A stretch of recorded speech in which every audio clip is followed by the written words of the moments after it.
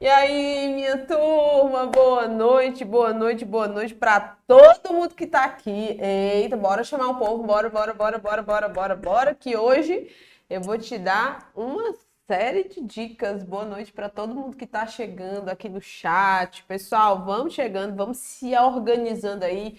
Pegue papel e caneta. Se você está em qualquer grupo do curso MS, você deve ter recebido um linkzinho com o material da aula de hoje cedo, para dar tempo você imprimir, você começar comigo aqui a estudar rumo à sua aprovação na residência. Hoje são exatamente dia 30, né? Ou seja, último dia do mês de abril, praticamente mês de maio, e nós vamos entrar o mês de maio, né, estudando para a residência multiprofissional. Por quê? Porque o tempo urge. Urge, que fala? Não sei, eu sei que o tempo passa, tá? O tempo passa. E você que quer aí se tornar residente, você que tá aí, que já deixou o like, que já pegou esse link aqui e mandou aí para todos os teus grupos de WhatsApp, tá? Chamando o pessoal para a nossa revisão, na verdade revisão não, né? Para o nosso simulado, para as nossas questões, que vai conhecer agora um pouco mais sobre essa banca tão temida. Por que, professor, você decidiu começar falando de Enare? Porque eu acho que talvez seja a maior ansiedade aí do nosso pré-residente. Por quê? Porque mudou a banca, né, gente? Mudando banca, muda perfil de prova, pode mudar conteúdos, pode vir coisa nova e nós precisamos estar preparados. Então, para você que está chegando agora, não sei se você sabe, mas o Enare agora entregou seu coração, sabe para quem? Boa noite, pessoal. Boa noite, pessoal que está chegando aí. Bora para cima. O Enare entregou seu coração, se rendeu aos encantos da Fundação Getúlio Vargas. E agora, pessoal, o Enare, ele é FGV, sendo não mais Instituto AOCP e agora sim FGV, a coisa muda de figura, né? Porque quem é concurseiro ou quem já ouviu falar de banca de concurso aí, talvez você esteja entrando agora nesse mundo, talvez você esteja na graduação, certo? Manda aí para os grupos da graduação, do pessoal que está na graduação, porque isso aqui é para vocês. Esse conteúdo aqui é de qualidade, é conteúdo gratuito, viu? Então, para você que está começando aí a pensar em residência, está no 8º semestre, está no 9º semestre, está no desespero do 10º semestre da faculdade, não sabe o que será da sua vida? Venha para cá, que eu tenho uma direção aqui para você, muito legal.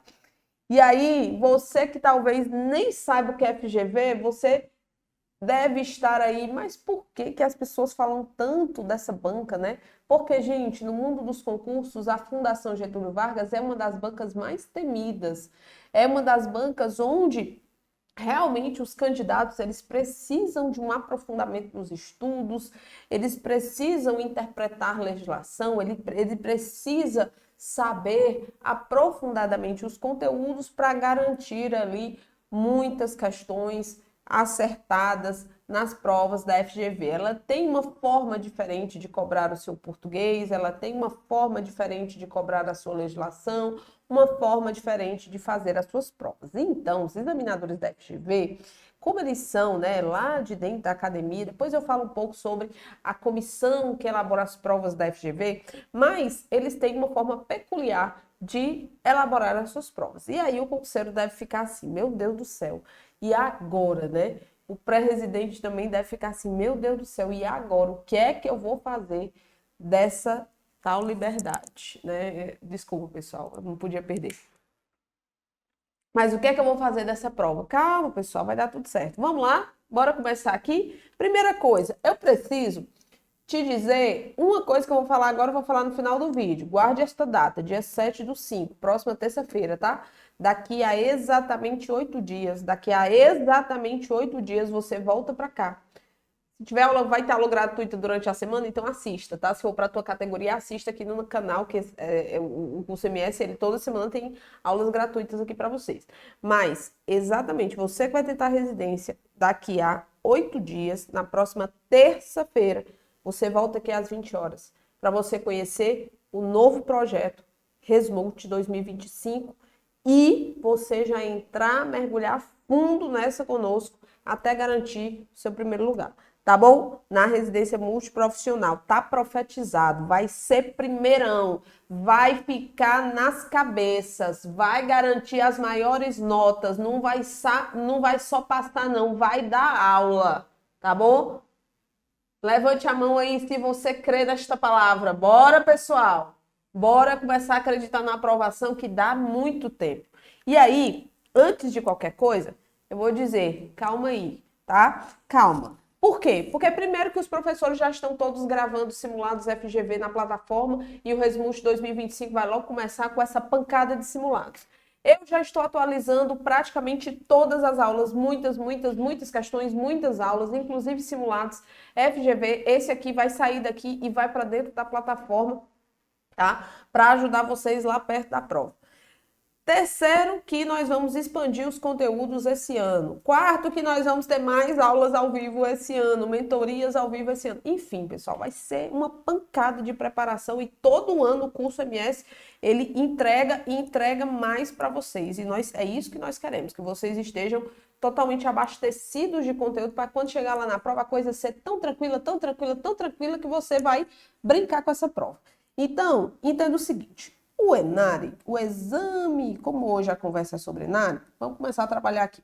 Seguinte, o ENARE, o Exame Nacional de Residências, a sua composição, a sua formatação de prova no Instituto AOCP é o único edital que nós temos, tá? O edital que nós temos foi formatado pelo Instituto AOCP. Então, o edital do ENARE, do Instituto AOCP, a formatação da prova é essa aqui. Você vai resolver uma prova de 60 questões, então é uma prova certamente pesada. Eu digo que provas com 60, 70 questões, pessoal, elas são provas pesadas. Por quê? Porque as provas do ENARE, elas têm 5 alternativas, ou seja, elas têm letra A, B, C, D, E, tá? E aí, essas provas, geralmente, elas têm a grande maioria das questões, tem textos um pouco mais extensos, ou nos itens, ou no próprio enunciado da questão, ou nos dois. E isso deixa a prova, principalmente para quem não está ainda ambientado com o mundo das provas, não faz essas provas desse tamanho, né, com essa quantidade de questões rotineiramente, vai se espantar um pouco. Por isso que lá na preparação tem lá simulado, tem lá outros simulados para vocês fazerem, tá? Então, isso é muito importante. E aí, essas questões, 60 questões, são distribuídas da seguinte forma. São 20 questões de conhecimentos, habilidades e atitudes comuns, que são geralmente de políticas públicas de saúde e outros conteúdos ali adicionados, tá? Mas, geralmente, de políticas públicas de saúde. Cada questão vale 1 ponto, totalizando 20. E eu tenho aqui 40 questões de conhecimentos específicos da sua categoria. Ah, professora, eu quero fazer para a saúde da mulher e da criança UFC. Não, você não vai fazer uma prova de saúde da mulher e da criança especificamente, como era nos tempos remotos, lá na Escola de Saúde Pública. Não vai ser assim. Você vai fazer uma prova generalista para enfermagem, para psicologia, para nutrição, para fisioterapia, e isso é muito melhor porque aí você garante o estudo, tá? Tanto para o ENARE, como para a Resmult CE, como para outros programas de residência. Não falo ICC, porque do ICC tu aproveita as políticas públicas de saúde. Mas essa parte de conhecimentos específicos no Instituto do Câncer do Ceará, ela é diferenciada, assim como no INCA, ela vai ser direcionada para cancerologia, para oncologia, tá bom? Então você vai fazer dentro da tua área, claro que com bibliografias da sua área, mas voltadas para essa temática. Ok, pessoal? E cada questão aqui vale 2 pontos. E aí você vai fazer essa primeira etapa e também você fará na segunda etapa, caso esteja lá, você fará a análise parte, né, da etapa da análise curricular, que em relação ao ENARE é algo bem mais democrático. Professora, você acha que com a FGV, tá, pessoal, a estrutura da prova vai mudar? Depende muito. Depende muito. Se eles quiserem, a partir de agora, tendenciar, olha só, tendenciar para a formatação da prova do ENAD, a formatação da prova do ENEM, aí, pessoal, nós temos a possibilidade de serem acrescidos aqui interpretação de textos, que tem também lá na USP, né? Pessoal que faz USP, que vai tentar USP, Unifesp, a banca Unifesp, pessoal que vai tentar USP, tem interpretação de textos e tem ali políticas públicas de saúde, conhecimentos específicos. E eles podem aqui também, no caso, acrescentar as questões de conhecimentos gerais. São questões de atualidades, tá? Questões de conhecimentos gerais de uma forma, assim como é cobrado lá no ENAD, assim como é cobrado também no ENEM, pessoal. E aí, professora, você acha que é viável isso? Gente, eu sinceramente, eu estou fazendo as minhas apostas. Assim como lá no começo de 2023, eu disse, ó, aliás, no aulão, antes mesmo, né? Antes mesmo, em 2022, eu disse, olha, próximo ano o UFC vai pro ENAD. Você lembra disso? Quem tentou aí, quem estava lá nas nossas turmas presenciais, ou então quem estava lá na nossa nos nossos aulões de véspera do ano atrasado, foi nem do ano passado, lembra bem que eu dizia, ó, pessoal, estude foca na área que vai tentar o UFC, porque a tendência é mudar. E aí, pode ser que o formato da prova mude, pode ser que ele coloque ali 10 questões de interpretação de texto, pode ser que ele coloque ali 10 questões de conhecimentos gerais e ele reduza as questões de políticas públicas de saúde e de conhecimentos específicos, até pode, tá? Nós temos que aguardar um pouco mais para acompanhar se esse edital irá mudar. Até porque o edital vai sair com antecedência e nós já temos a previsibilidade de data de prova do ENARE 2025. Então, vocês já têm que ficar atentos. Por hora, como é que nós estamos fazendo? Professora, como é que você está trabalhando simulado? Como é que você está trabalhando os conteúdos se nós ainda não temos o formato da prova? Quais são as residências que a FGV faz geralmente? Não tem essa história, ela não tem histórico em residência não, tá? É uma novidade também para a FGV. A FGV, ela fez uma prova aqui, ó, olha aqui a residência, vamos lá. Uma prova, deixa eu só botar aqui, da Fundação de Minas Gerais, mas aí foi um concurso, tá?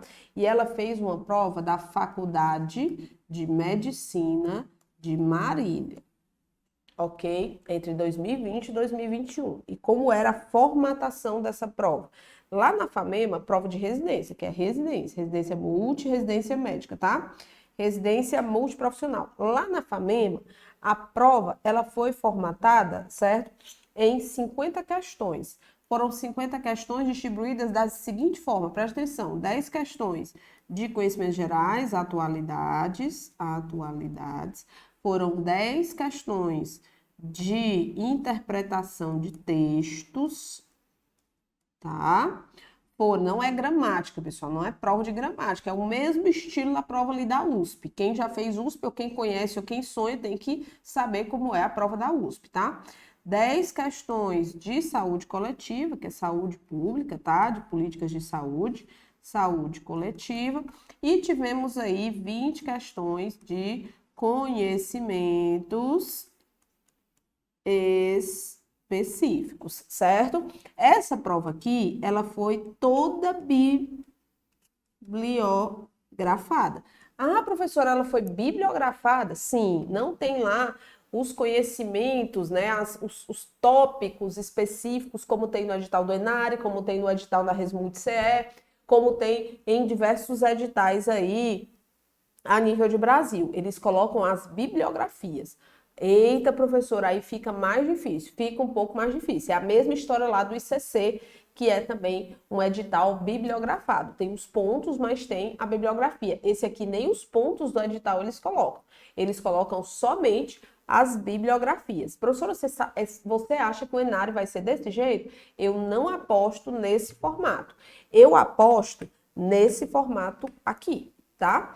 O quê? Manter uma padronização no edital do Enare e a FGV talvez entrar com uma contribuição nos conteúdos, adequando algum conteúdo e entrar com o seu perfil de prova.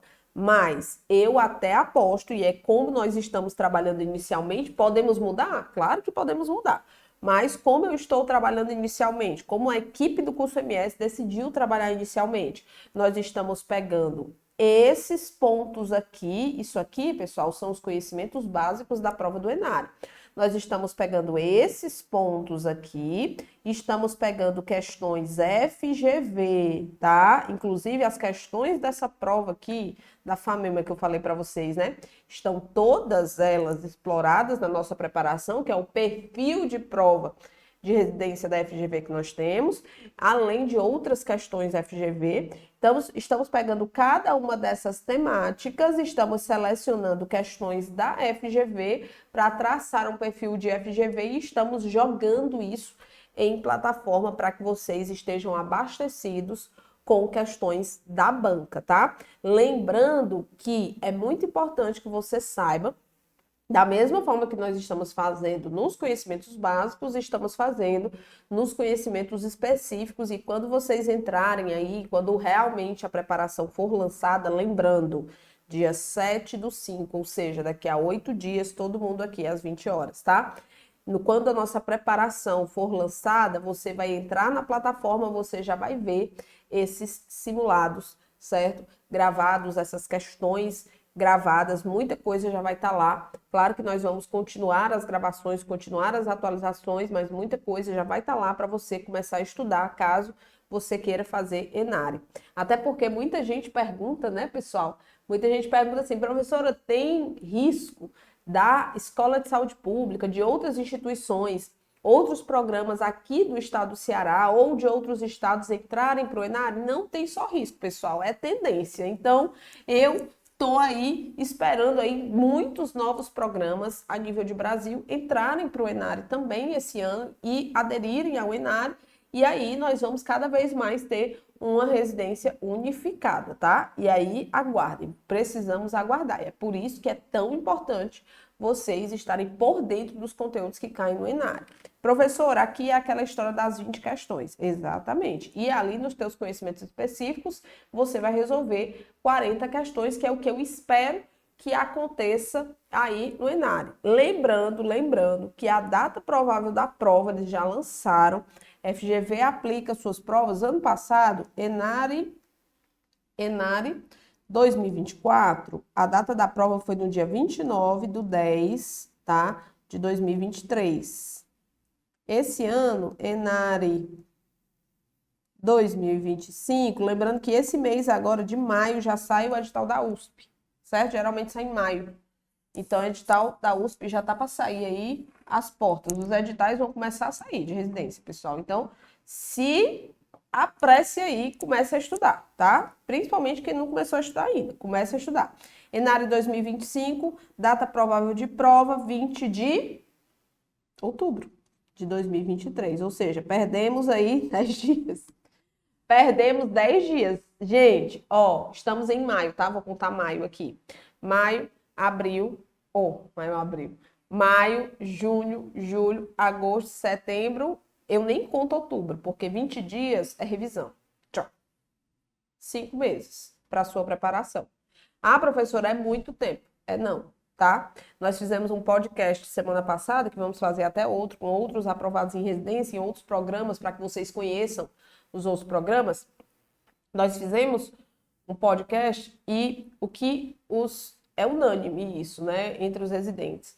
Não deixa para estudar de última hora, faltando 3 meses, 2 meses, porque você fica muito, isso gera uma ansiedade muito grande de bater o edital e você acaba se atropelando nos conteúdos, tá? Aconteceu de um dos nossos alunos conseguir a aprovação, né? Os nossos alunos conseguirem a aprovação, mas o que eles mais preconizam, sim, é o estudo antecipado, certo? Principalmente para quem quer ficar nas cabeças, quem quer passar bem, quem quer escolher o seu programa, quem não quer ficar nas vagas remanescentes, né? Ficar com o programa que tiver vaga. Eu acho muito mais interessante você escolher. Professora, vem novidade, vem mais vagas esse ano, vem mais vagas de residência.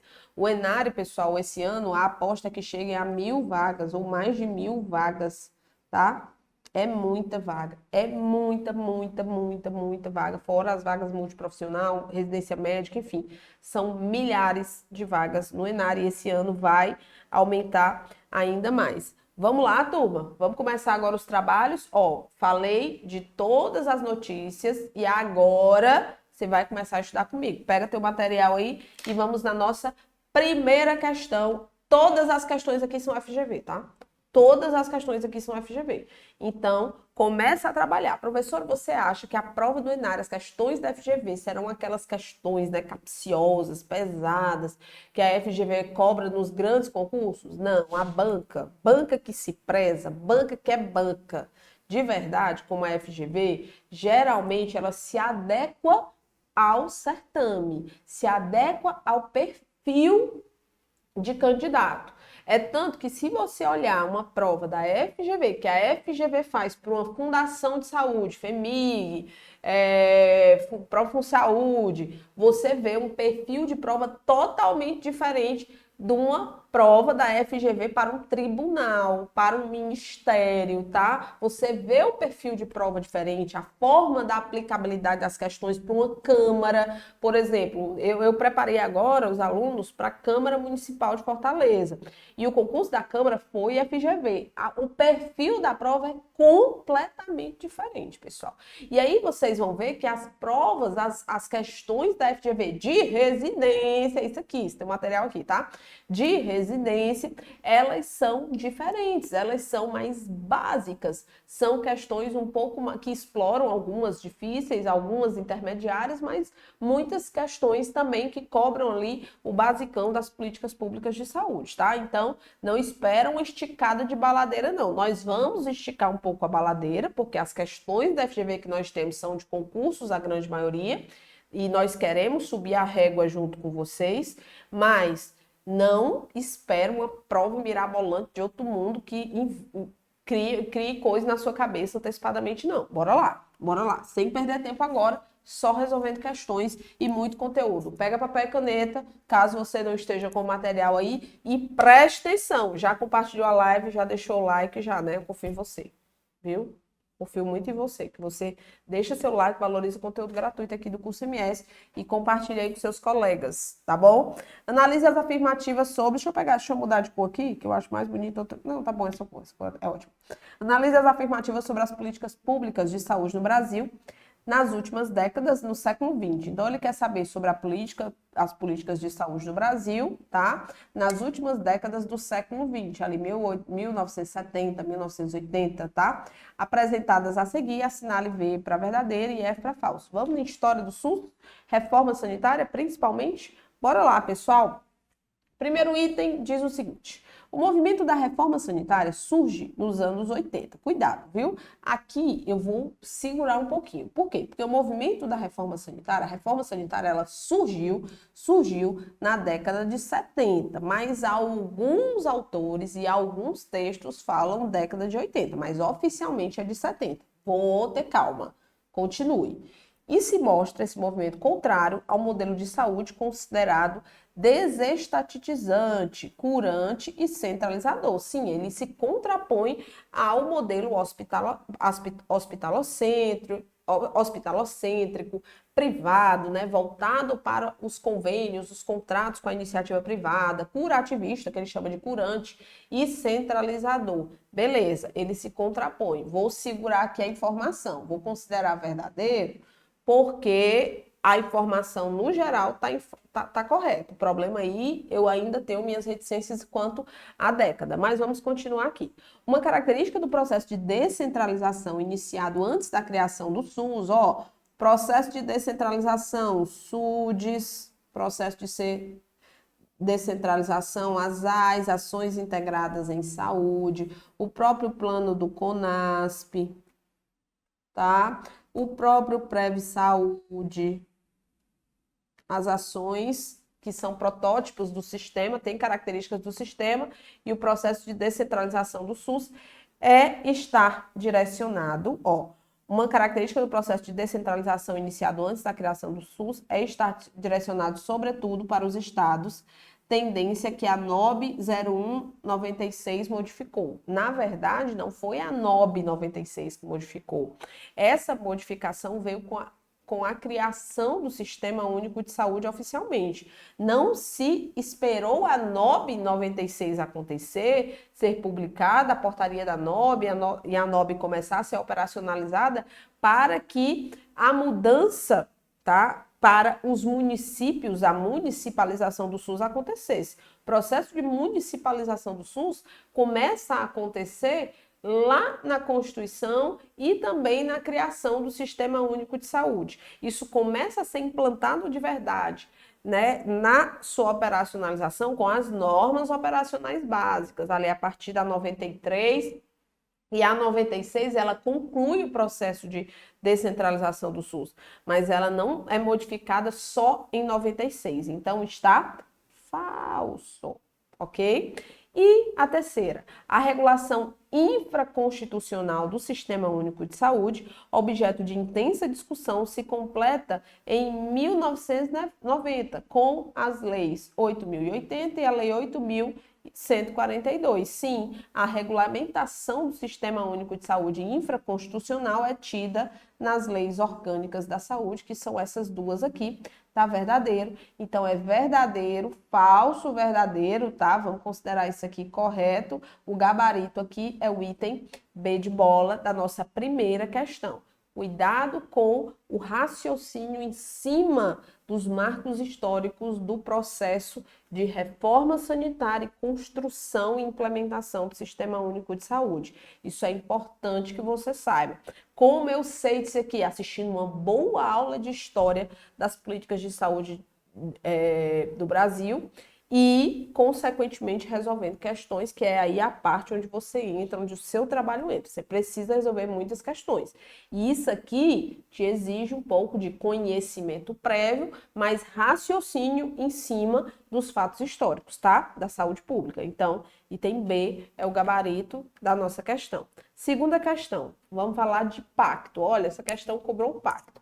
O Pacto pela Vida é o compromisso entre os gestores do Sistema Único de Saúde em torno de algumas prioridades, né? Prioridades iniciais da Portaria 399, PRT 399, e posteriormente outras prioridades em 2009, elas foram acrescidas, ok? Que representam impacto sobre a situação de saúde da população brasileira. Entre as prioridades do pacto estão, olha aí, o item A, ele fala da elaboração da carta e publicação da Carta dos Direitos dos Usuários do SUS. Isso não é uma prioridade do Pacto pela Vida, entenda. O Pacto pela Saúde foi estabelecido em 2006 pela Portaria 399 e ele é formado por 3 grandes subpactos, tá? O Pacto pela Vida, que é o que mais cai em prova, que é esse que está sendo explorado aí na questão, tá bom? Que é o que eu disse, que ele tem prioridades iniciais e ele tem prioridades complementares que foram adicionadas depois, tá? O Pacto em defesa do SUS, que aí a carta entra aqui nesse pacto, tá? E o Pacto de gestão. Então, isso aqui não é uma prioridade do Pacto pela Vida, tá? É de outro pacto. A meta de pelo menos 50% de cura de novos casos de tuberculose bacilífera a cada ano? Não. A prioridade é o controle específico, o controle da tuberculose, eliminação da hanseníase e controle da tuberculose, tá? Então, o item B também não está correto. O fortalecimento da capacidade de resposta a doenças emergentes e também às endemias é uma prioridade do Pacto pela Vida? É, com certeza. Promoção da saúde é prioridade? Saúde do idoso é prioridade? Saúde da mortalidade materna, né? Controle da mortalidade, combate à mortalidade materna, mortalidade infantil, tudo isso é prioridade, tá? E fortalecimento da capacidade de resposta às doenças emergentes e endemias é promoção da cidadania como estratégia de mobilização social. Não tem nada a ver com o Pacto pela Vida, ok? O que você tem que saber aqui são essas prioridades que eu vou colocar aqui agora para você. Olha só, pessoal, tá aqui, ó. Nós, na portaria 399, vou até anotar aqui para vocês entenderem, tá? Olha só, portaria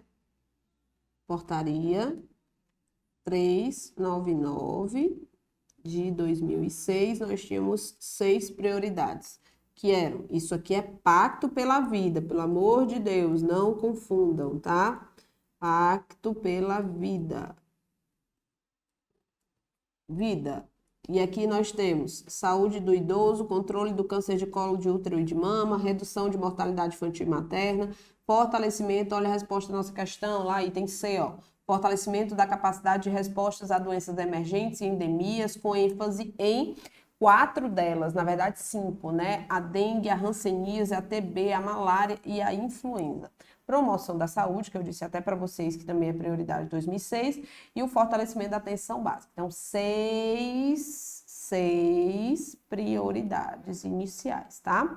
Aí, quando foi em 2009, foi publicada uma portaria PRT de número 2669 de 2009, 2669, que ela altera os pactos. Na verdade, ela acrescenta 5 novas prioridades no Pacto pela Vida. Nós não tínhamos 6 prioridades? Tá aqui elas, as 6 iniciais. Saúde do idoso, controle do câncer do colo de útero e de mama, redução da mortalidade infantil e materna, fortalecimento da capacidade de resposta às doenças emergentes e endemias, promoção da saúde e fortalecimento da atenção básica.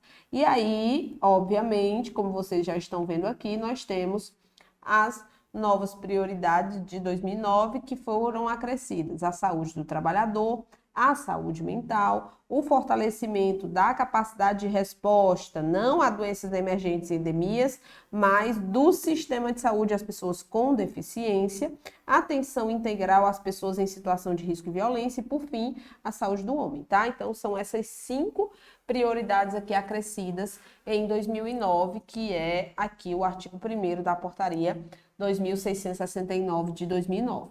Pegou aí, turma? Bora continuar? Então, vamos para a próxima questão aqui. Mais uma questão da FGV, com base na Política Nacional de Promoção da Saúde. Lembra aí a portaria? Portaria Ministerial 2446 de 2014, tá bom? Política Nacional de Promoção da Saúde. Analise as afirmativas a seguir. Vamos lá. Primeiro item.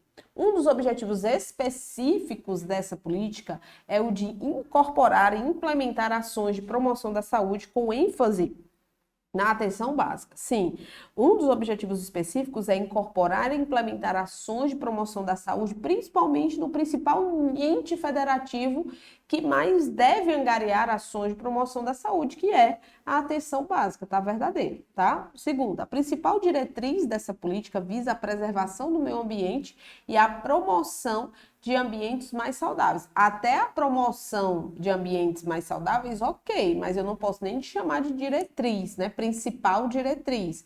Preservação do meio ambiente, não, tá falso isso aqui. O incentivo à pesquisa para a promoção da saúde não está explícito nessa política. Claro que está explícito nessa política como uma ação operativa.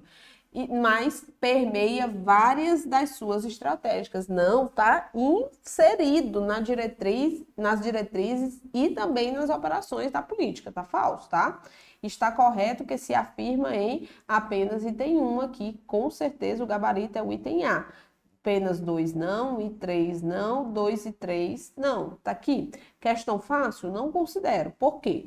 Porque é uma das políticas mais difíceis que você tem para estudar. Por quê? Porque ela tem valores fundantes, ela tem princípios, ela tem diretrizes, ela tem temas transversais, ela tem eixos operacionais, ela tem uma série de pontos, objetivo geral, objetivos específicos, ela tem uma série de informações, responsabilidades dos entes, é uma política grande, é uma política cheia de informações e que se você não estudar bem estudadinha, ela pode te pegar na prova dependendo da questão, tá? Então, vai estudar a Política Nacional de Promoção da Saúde e leia muito bem os artigos e entenda a formatação dessa política. Por isso que é bom uma aula que te ajude realmente com essa parte teórica, porque não é fácil. Política Nacional de Promoção da Saúde, eu não considero fácil. Vamos na quarta? Olha a quarta. Leia o fragmento a seguir. A transformação dos modos de relação. Opa! Olha aqui, ó. A transformação das formas de relação e de comunicação. Deixa eu mudar essa cor, né? Essa cor tá meio complicada de ver. Então, vamos lá. Entre os sujeitos implicados no processo de produção de saúde, produz como efeito a desestabilização. Gente, isso aqui foi um texto, já sei de onde é. Retirado do documento base para gestores e trabalhadores da Política Nacional de Humanização, tá? Então, é um documento base, é do documento base de 2010. Então, vamos lá. Estamos na quarta questão. E aí ele diz, ó, o processo de produção de saúde produz como efeito a desestabilização das fronteiras dos saberes, ou seja, os saberes eles se conflituam dos territórios de poder e dos modos instituídos na constituição das relações de trabalho. Assinar a opção que indica o princípio da Política Nacional de Humanização do SUS, explicitado neste fragmento. Vamos lá, quando eu falo de transformação das formas de relação, quando eu falo de ultrapassar, de desestabilizar as fronteiras do saber, pessoal, primeiro bizu que você tem que saber, quais são os princípios? Quais são os princípios dessa política? Os princípios básicos da PNH são 3, né? Transversalidade, indissociabilidade entre atenção e a gestão e o protagonismo corresponsabilidade e autonomia dos sujeitos e dos coletivos. Autonomia dos sujeitos e dos coletivos, tá bom? Então, se eu só tenho esses 3 princípios, aqui a cogestão é diretriz, acolhimento é diretriz, clínica ampliada é diretriz. Não precisava nem saber, era só saber os princípios, que aí só sobrou a transversalidade. Mas é importante você saber o que é essa transversalidade e o que o documento base, o que as cartilhas da Política Nacional de Humanização falam sobre cada princípio, tá? Porque pode ser que a tua questão nem seja tão fácil assim, porque só identificando os princípios eu saberia a resposta.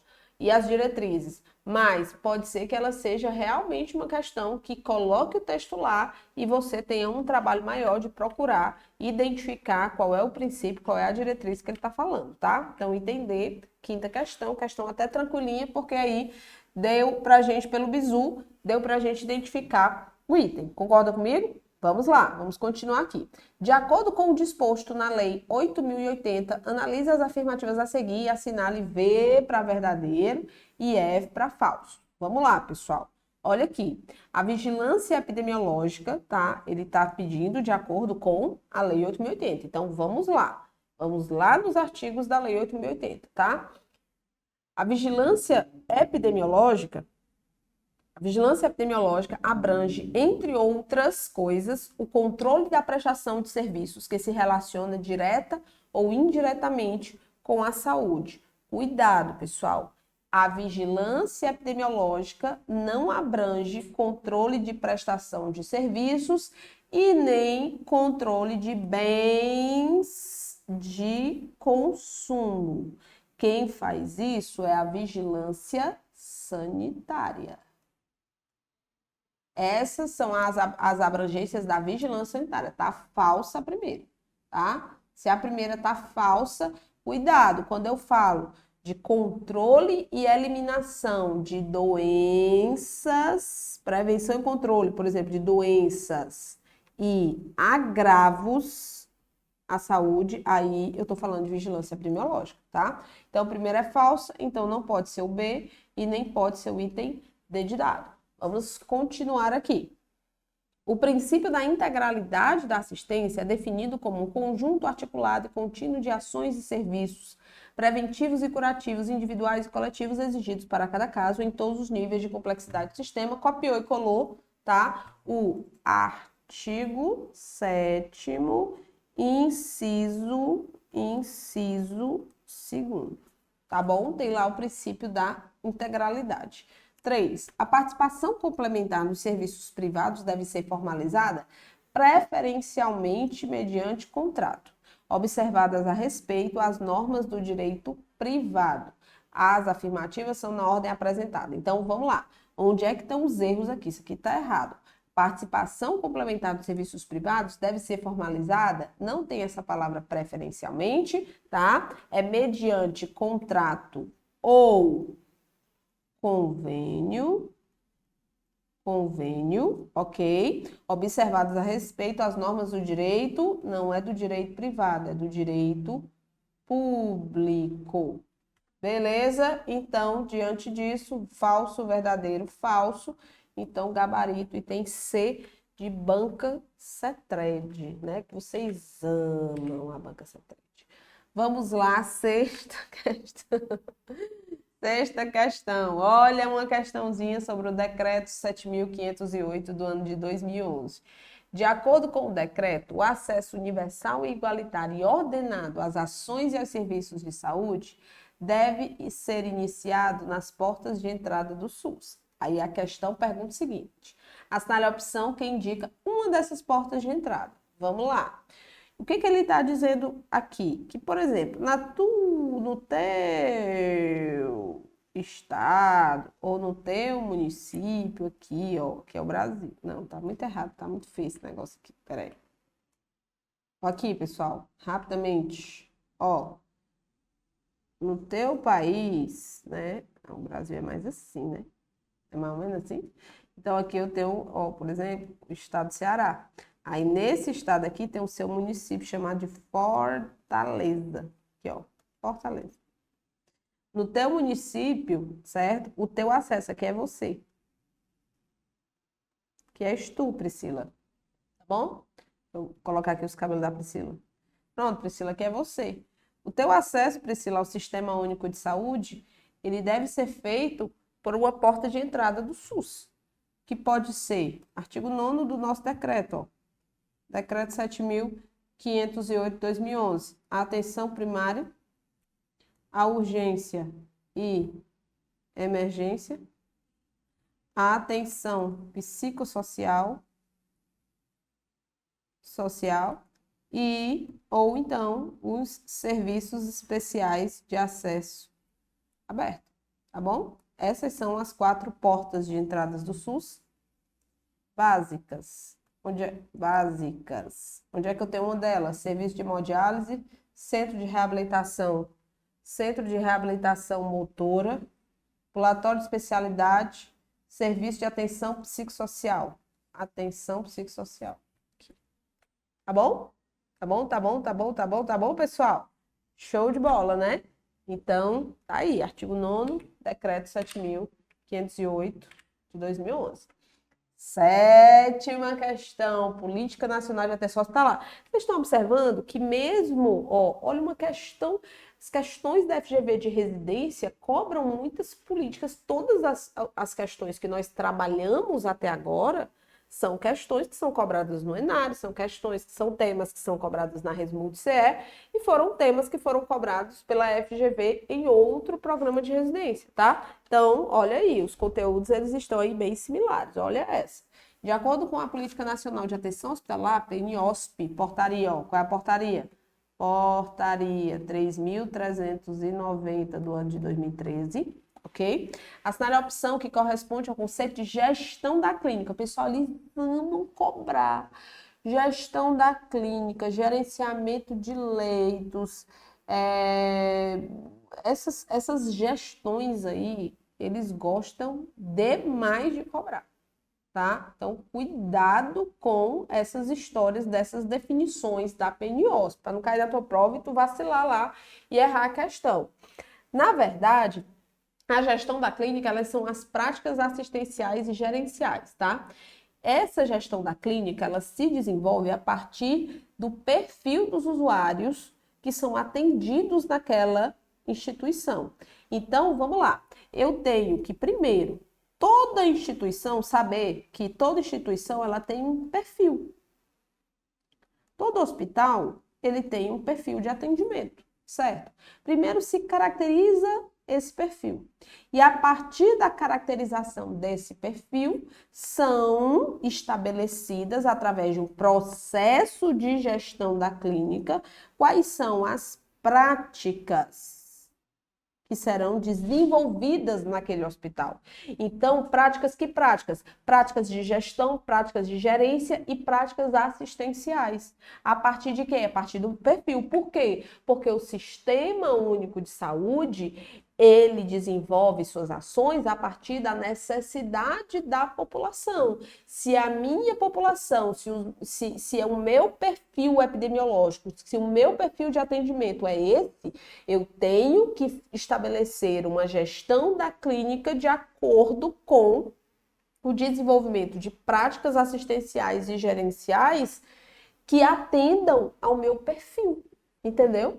Então, é muito mais fácil você entender o que é gestão da clínica do que você ficar gerência, gestão, gerenciamento de leite, gestão do cuidado, gestão da clínica. Deixa eu decorar aqui todas essas definições. Para com isso. Você tem tempo para entender. Entenda que fica mais fácil na hora da prova. Quem entendeu o que eu disse, faz assim, ó. Faz assim, ó. Assim, assim. Um emoji aí no chat, só para eu saber. Tá? Então, vamos lá. Item A. Práticas assistenciais e gerenciais desenvolvidas a partir da caracterização do perfil dos usuários, por meio da gestão de leitos, da corresponsabilização das equipes e da avaliação de indicadores assistenciais. Pronto, marque. A de aprovado. B. Dispositivo para otimizar a utilização de leitos. Aqui é gerenciamento de leitos. Tá? É um dispositivo que ele é utilizado para otimizar, para rodar paciente, para otimizar a utilização dos leitos. Recomendações desenvolvidas de modo sistemático para auxiliar os profissionais de saúde e usuários no momento da tomada de decisões. São ali as diretrizes, os protocolos, né? Análise crítica e sistemática da qualidade da atenção à saúde prestada no hospital, incluindo-se os procedimentos para diagnóstico, tratamento, são as auditorias. Então, pessoal, item A é o gabarito da nossa questão, certeza absoluta, ok? Oitava questão. Conforme a PNAB, Política Nacional de Atenção Básica, qual é a portaria, professora? Portaria 2446 de 2017, tá bom? Essa aqui. Assinale a opção que indica a atribuição comum a todos os profissionais que atuam na atenção básica. Ó, ultimamente, as questões de residência, elas gostam dessas atribuições, tá? Por mais que se cobre muito mais, e principalmente o Enário no Instituto AUCP, princípios e diretrizes de lavada. Princípios e diretrizes que são aplicados na atenção básica, essas atribuições diferenciam muito quem vai acertar ou quem vai errar a questão. Ele quer uma atribuição comum a todos os profissionais que atuam na atenção básica. Se eu não me engano, é o artigo 7º ou é o artigo 8º, mas eu acho que é o artigo 7º dessa portaria aqui, tá bom? Dessa portaria aqui. Vamos lá. Item A da oitava questão. Cadastrar todas as pessoas de sua microárea e manter os cadastros atualizados. Olha aí, cuidado com isso. Por quê? Cadastrar todas as pessoas de sua microordem e manter os cadastros atualizados são atribuições relativas aos agentes comunitários de saúde, né? Item B, realizar busca ativa e notificar doenças e agravos de notificação compulsória em situações de importância local. Ele está dizendo, ok? Realizar busca ativa e notificar doenças e agravos de notificação compulsória em situações de importância local é todos os profissionais. Planejar, gerenciar e avaliar as ações desenvolvidas pelo ACS. Isso aqui, tá? É do enfermeiro, né? Coordenador. Indicar de forma compartilhada com outros pontos de atenção à necessidade de internação hospitalar ou domiciliar e manter o devido, isso aqui é médico, tá? Então, o item B é o gabarito da nossa questãozinha. Vamos lá? Na nona questão, tá aí, ó, item B, atribuição de todos os membros. Nona questão, sobre o planejamento da saúde no âmbito do SUS. Assinale a afirmativa correta. Então, a questão de planejamento da saúde. Olha aí, que questão interessante, tá? Vamos lá. Item A diz assim: as diretrizes que devem ser observadas na elaboração dos planos de saúde são estabelecidas pelo Conselho Nacional de Saúde. Então, funciona da seguinte forma, pessoal, deixa eu só explicar para você. O Conselho Nacional de Saúde, em âmbito nacional, ele estabelece as diretrizes, ou seja, as orientações para a elaboração de como deve ser, o que deve ter no plano de saúde, as metas, as prioridades, os recursos, a alocação desses recursos, como essas metas serão atingidas, qual é o prazo, quais são as etapas, tudo isso. Ou seja, então, como é que deve ser a formatação de um plano de saúde? Essa formatação do plano de saúde deve ser seguida por todos os entes, União, estados, Distrito Federal e municípios, tá bom? Então, as diretrizes da elaboração do plano de saúde são dadas pelo Conselho Nacional de Saúde. Onde é que eu tenho escrito isso? Decreto 7.508 do ano de 2011, no capítulo que ele fala de planejamento da saúde. Planejamento da saúde. Por quê? Porque o decreto, ele fala da organização do SUS, do planejamento da saúde, da assistência à saúde e da articulação interfederativa. Fala desses 4 temas, dentre outros, né? Vai falar lá do contrato, enfim. Mas, basicamente, ele é dividido nessas 4 temáticas. O gabarito já é o item A. A Comissão Intergestores Tripartite tem como competência pactuar as etapas do planejamento municipal. Não, a CIT é a nível nacional. Planejamento da saúde é obrigatório para a iniciativa privada e indutor de políticas para os entes públicos. É o contrário, tá? Planejamento da saúde, ele é obrigatório para os entes públicos e indutor de políticas para a iniciativa privada. Tá bom? É o contrário. O processo de planejamento da saúde deve ser descendente e integrado do nível federal até o local. É o contrário, novamente. É ascendente, ou seja, começa no município, vai para o estado, do estado vai para a União, tá bom? Ele é ascendente e integrado do nível local até o nível federal. Beleza, pessoal? Então, tá aí. Toda a questão falou de planejamento, mas toda a questão se baseou no decreto 7.508 de 2011 e não do documento Planejamento da Saúde 2016 ou mesmo do Planeja SUS, tá? De antes, né? Anterior. Item A, o gabarito. 10ª questão. Eita, estão gostando? Muita coisa aqui comentada, né? Muita temática. Saímos da legislação básica do SUS, entramos de verdade nas políticas e tá aí a FGV para vocês, pessoal. Tá aí, certo? Agora é começar a fazer o dever de casa e estudar. Leia o fragmento a seguir. Este método de trabalho utiliza os espaços coletivos existentes dentro dos sistemas de saúde, buscando, ou seja, é um método de trabalho democrático, tá? Desenvolvido, né? E defendido de forma democrática, buscando produzir nesses espaços coletivos uma relação de diálogo em que a terapêutica ou a prevenção resultem em um contrato entre o técnico, ou seja, os profissionais, e o usuário. Assinale a opção que indica o método de trabalho descrito no fragmento. Entenda o seguinte: existe um médico sanitarista muito conhecido a nível de Brasil, chamado Dr. Gastão Wagner. E ele desenvolveu estudos sobre um método que vem do grego chamado paideia, que ele significa na Grécia Antiga educação ou formação, tá? E esse método de trabalho paideia, ele defende a pluralidade. Ele defende o diálogo, a transversalidade. Pessoal, é importante vocês saberem isso aqui, tá? Beleza? Então, ele tem uma visão, o método de trabalho, uma visão sistêmica.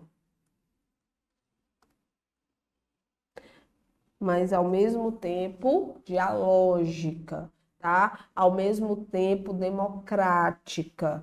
Então, esse método é chamado de trabalho de apoio paideia, ok? Cuidado com isso, com os métodos de trabalho desenvolvidos, tá? E principalmente, esse é bastante cobrado em prova, que é dos estudos do Dr. Gastão Wagner. Agora, vamos lá.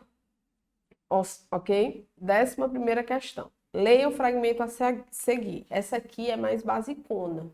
Olha essa daqui. A saúde é um direito de todos e dever do Estado, garantido mediante políticas sociais e econômicas que visem a redução, que eu já li milhares de vezes, então já sei decorar, de doenças e outros agravos e ao acesso, olha aí, universal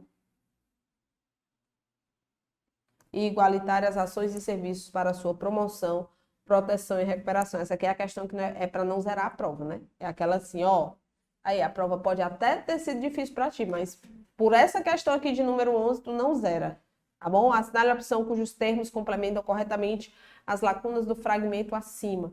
Então, é social e econômico e redução e universal. É aqui no item B. Isso aqui é copiado e colado do artigo 196 da nossa Carta Magna, certo? Constituição Federal. Beleza, pessoal? Tá aí, B de bola.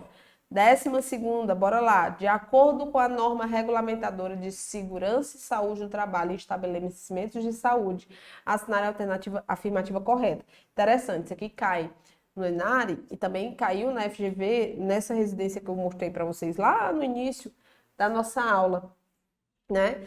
A residência, e nessa residência do ENARE, eles colocam, de acordo com a NR 32, segundo os preceitos ou o artigo tal da NR 32. Aqui, eu já observei que a FGV, ela optou por não ficar colocando o número de legislação, o número de política, de acordo com a política tal, e não coloca lá o número da portaria, não coloca, tá, o número, não referencia diretamente os artigos ou mesmo a própria portaria ou lei ou decreto da política.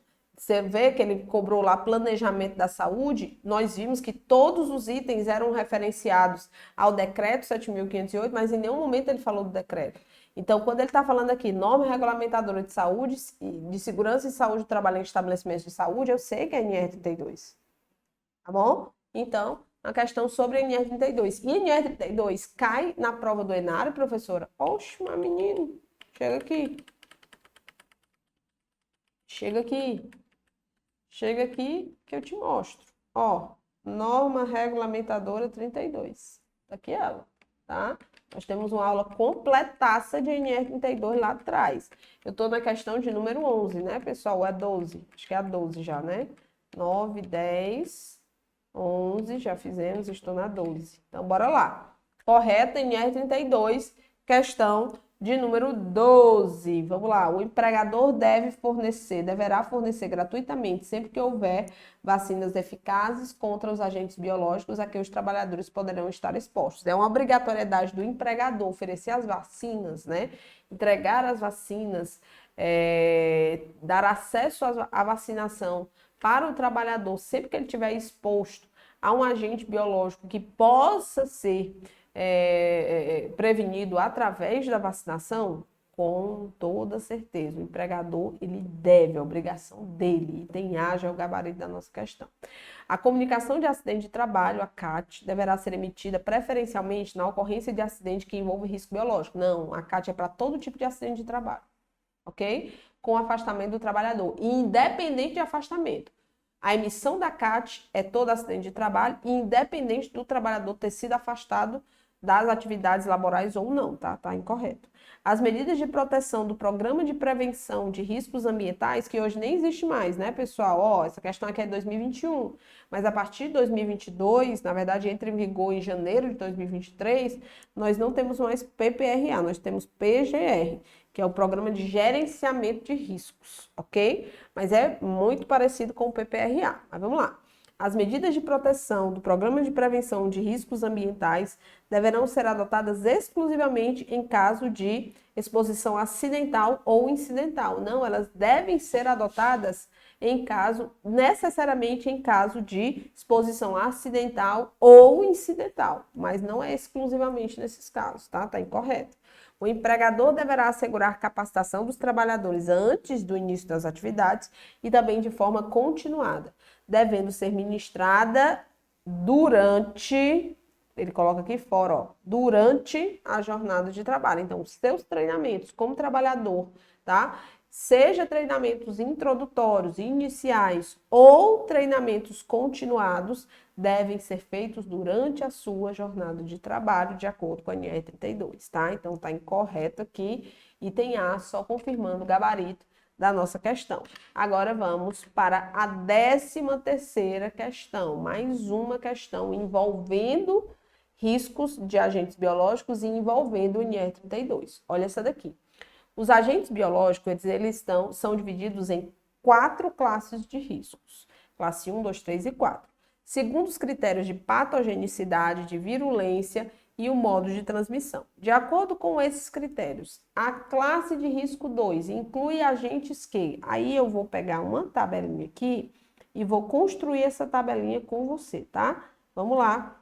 Olha só, ele acabou de dizer que os agentes biológicos, eles são divididos em 4, 2, 3, 4. 4 classes de riscos. Quais são essas classes? Vamos lá, pessoal. Classe 1, 2, 3 e 4. E aqui eu tenho a divisão do risco para individual, do risco para a comunidade e se existe prevenção ou tratamento. Então, aqui eu vou estabelecer o risco individual para o trabalhador, o risco para a comunidade que esse agente biológico traz e se existe alguma medida de prevenção ou tratamento, tá bom? Para esse agente biológico. E aqui eu vou elencar quais são as classes de risco. Lembrando que quanto mais alto, né, o número aqui da classificação, maior risco tanto para o indivíduo como para a comunidade. Então, eu tenho aqui, ó, baixo risco para o indivíduo, certo? E eu tenho aqui também baixo risco para a comunidade. Na classe de risco 2, que é o que a questão pergunta, eu tenho moderado risco para o indivíduo e continua baixo ou baixo, ele coloca baixo, deixa eu só colocar do jeito que eu estava colocando aqui nos outros quadrinhos. Baixo ou limitado risco para a comunidade. Na classe de risco 3, eu tenho um alto risco para o indivíduo e um moderado risco para a comunidade. E na classe de risco 4, eu tenho um alto risco para o indivíduo desses agentes biológicos e alto risco para a comunidade. Eu tenho aqui dentro das medidas de prevenção e tratamento que existem medidas de prevenção e tratamento para os agentes biológicos nessa classe de risco, também existem na classe de risco 2, usualmente existem na classe de risco 3, usualmente existem e não existem na classe de risco 4, tá? Para os agentes biológicos na classe de risco 4. Entendi, professora. Printa aí, anota aí nos teus papéis, nos teus resumos, que isso é importante. Então, a questão, ela perguntou aqui, classe de risco 2, moderado risco individual e limitado ou baixo risco para a comunidade. Vamos lá. O item A, ele coloca o seguinte: constituem risco para o meio ambiente devido à sua capacidade de disseminação e que nunca foram descritos como causadores de doenças para o homem ou para os animais, certo? Então, nunca foram descritos causadores de doenças para o homem e para os animais, tá? Mais para a classe de risco 1, né? Item B de bola, diz assim, ó, causam patologias humanas ou animais potencialmente letais para os quais existem usualmente medidas de tratamento ou de prevenção. Então, é a classe de risco 3. Item C, causam doenças graves para o homem ou para os animais e que representam um sério risco para os profissionais de laboratório e também para a coletividade. Então, mais para a classe de risco 4. E aqui eu tenho provocam infecções no homem, item D, ou nos animais, com pouca probabilidade de alto risco, cujo potencial de propagação e de disseminação no meio ambiente, ele vai ser limitado. Então, isso aqui, ó, comunidade, ele vai ser, ó, limitado. Classe de risco 2, aqui é a 4, aqui é a 1. Sempre digo, ó, classe de risco 1, lembra de lactobacilos, tá? Então, item D é o gabarito da nossa 13ª questãozinha aqui do nosso simulado. Pessoal, queria saber se vocês gostaram. E aí, foi bom? Foi massa? Objetivo direto, resolvendo questões, dando dica, bizu, e é isso que nós temos que fazer, tá? Ter a maior objetividade na sua preparação, sem muita firula, sem muita coisa, deixa isso para as videoaulas que você vai ver e eu tenho certeza, vou agora para o chat, tá? Para responder as perguntas de vocês. Podem continuar falando aí, mandando perguntas para a gente, vamos deixar aqui um pouquinho a live correndo, que aí eu vou lá conversar com vocês agora no chat. Mas muito obrigada pela presença, aguardo vocês daqui a 8 dias, pessoal, dia 7/5, lançamento, grande lançamento, Resmult 2025, já com todas as novidades para vocês e claro, com a promoção do ano Resmult, né? A maior promoção do ano para residência multiprofissional que você já viu. Esse ano vai ter promoção novamente no lançamento, tá? Você vai ter pouco tempo para comprar, mas vai ter promoção no lançamento. Então, se prepara. Faltam 8 dias, já vai falando aí com a família, já vai se organizando, que nós vamos com tudo para cima para garantir tua vaga. Tua vaga, teu primeirão vai sair no final desse ano, tá? Ou começo do próximo ano, depende de quando sair o resultado, mas você vai se tornar residente em 2025, tá bom? Te aguardo em um próximo vídeo. Obrigada pela presença e vamos agora conversar com o pessoal do chat aqui. Pessoal, obrigada pelos likes e obrigada por estar aqui conosco. Um abraço, tchau, tchau.